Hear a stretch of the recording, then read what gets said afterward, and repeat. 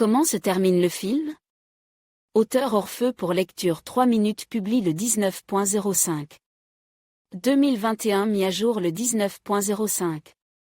2021 La série, The S, raconte l'histoire d'une coach sportive qui a atteint l'âge de 45 ans. Elle enseigne la gymnastique rythmique. De ses mains sont sortis de nombreux athlètes célèbres. Elle s'est fait connaître partout. Regina a beaucoup de succès dans la vie. Elle parvient à combiner sa vie privée et sa carrière. Son mari est un riche entrepreneur. Il était toujours prêt à lui venir en aide. Avec lui, la femme ne connaissait aucun souci. Mais la vie peut toujours réserver des surprises désagréables. Regina a une fille, Lana, qui s'est blessée à la jambe lors d'une compétition internationale. Et surtout, à leur retour de la compétition, ils sont accueillis par Vlad, le frère de son mari. Où est donc son amant? Vlad est le responsable financier de l'école des gymnastes, dirigée par Regina. Une solution est rapidement trouvée. Le mari de Regina commence à fréquenter la charmante Tonia, qui était sa bonne élevée. L'entraîneuse elle-même se considérait comme sa seconde mère. Regina a souvent soutenu Tonia financièrement. Elle la protégeait. Et soudain, Tonia, comme un couteau sur son cœur, la blesse et lui vole son mari. Sa vie personnelle est ruinée à cause de cette jeune fille. Est-il utile d'aller de l'avant? Que adviendra-t-il de la famille? La série pose de nombreuses questions qui trouveront leur réponse dans la série. Le rôle principal de la série est tenu par Daria Volga. Dans la série, il y a des trahisons, des intrigues et tout le reste. Mais une entraîneuse à l'esprit fort peut tout surmonter et sortir victorieuse de situations difficiles. Elle enseigne tout de même la gymnastique, un sport très difficile. Ici, on extrait de l'or, il n'a donc pas de place pour le désespoir.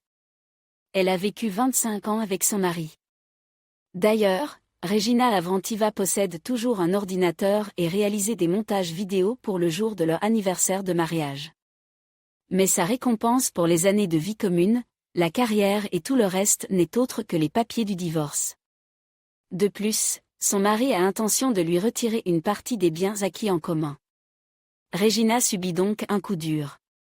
Elle ne s'attendait surtout pas à être trahie par Tony, avec qui elle partage toutes les difficultés et les épreuves de la vie de gymnaste. Son mari, l'entrepreneur Yuri Lavrentiev, ne va même pas communiquer avec elle. Il lui ferme simplement l'accès au compte de la femme, la voiture revenant également à Yuri. Mais Regina n'est pas si simple. Elle a des amis influents, en la personne du général Bonnard. Il lui rend ses filles et le véhicule. Puis il corrige les documents avec les termes du divorce. Yuri doit tout signer. Sa nouvelle femme, Tonia, attend un enfant de Yuri. Mais elle n'est pas sincère.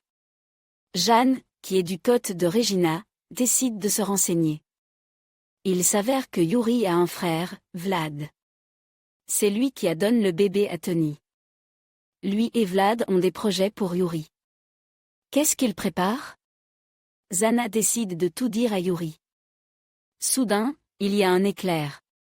Lion, le fils de Yuri, est atteint d'une tumeur. Tout le reste n'est rien. L'oncologie, c'est du sérieux. Une opération de greffe de moelle osseuse est nécessaire. Heureusement, l'opération se passe bien. Tonia s'enfuit avec Vlad. Elle donne naissance à une petite fille. Vlad traite le bébé froidement, ce qui inquiète Regina. Vlad a beaucoup de dettes, mais l'entraîneur lui pardonne tout. Cependant, l'homme doit abandonner sa fille.